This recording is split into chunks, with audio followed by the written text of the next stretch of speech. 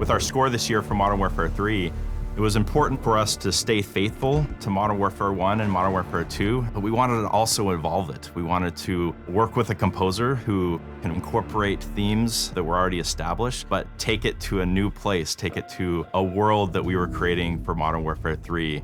And we had this awesome opportunity to work with Walter. The game comes with a legacy from the last 2 decades of games that were developed in the Call of Duty universe with a vast soundscape. So I knew that this game had to be different and stand out on its own and reflect the storyline in the single-player campaign. And in order to do that, I needed to create its own sound world that still fits within a Modern Warfare Call of Duty franchise, but elevates and sounds different in its own way because our story goes quite dark in places. This is why I knew that I had to be menacing in the sound, so naturally I went to modular synths with electronic sounds just to find the heart of the score. For me, it really landed when Walter sent his demo to us. He recorded a bunch of soloists, some string players. He recorded small ensembles and put together this demo. And ultimately, that original piece that he created ended up being the core theme for Modern Warfare 3 that we've built upon. Walter came to the table and actually brought us new ideas just initially in the first demo he presented, where we're taking some of the natural and organic elements that have been present in scores past and some of the heavily electronic and process sounds and kind of blurring the lines even more than they had been in the past. So in the initial pitch for the game, I wrote a theme that I called Stealth. Stealth had this very full-pointed cello, and then we have those big drums, so kind of a counterpoint to the cello. That was really liked by Dave. Now, a few months on, that track became the theme of Captain Price.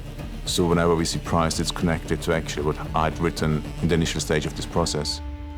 Walter's got such a great relationship with all the synthesizers and drum machines and cool electronic instruments at his disposal. And then when we combine that with some of the extended techniques and really interesting things that the London Contemporary Orchestra can do, we get these new sonic spaces that are very new to us and I think new to the franchise, but still very much inspired by all that's come before.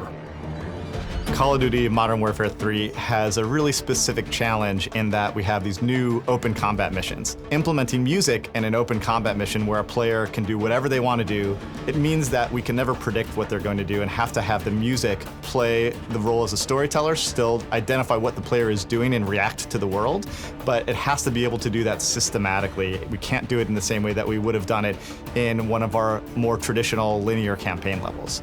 So we worked with Spider Farm and we worked with Walter to come up with a bunch of music cues that would work for the open combat missions so that they were really, really reactive to what the player did.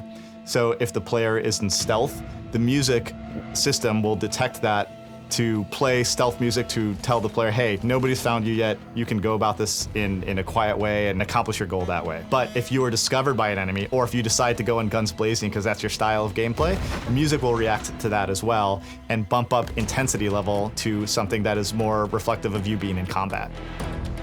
In the campaign, there's lots of really dynamic moments. You can go from sneaking around, which would be electronic pulses and ambient layers, to like full-blown combat, aggressive strings, rock and roll brass, big drums. And our job as a music team is to make sure that those transitions are as smooth and effortless and as cinematic as possible.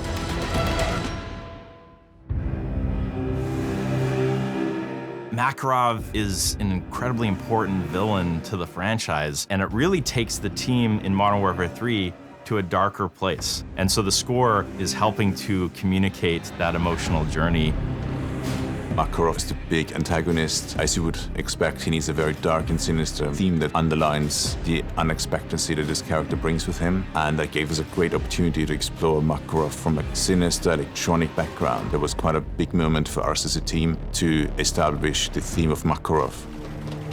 Our team at Spider Farm love working with a team like Sledgehammer because we care about the same thing, which is attention to detail. And in a video game especially, that's what makes a good score a great score. We can have the best music in the world, and if we don't spend the time and the energy making sure that it's woven throughout the gaming experience the way it should be, then it's just really good music playing in the background.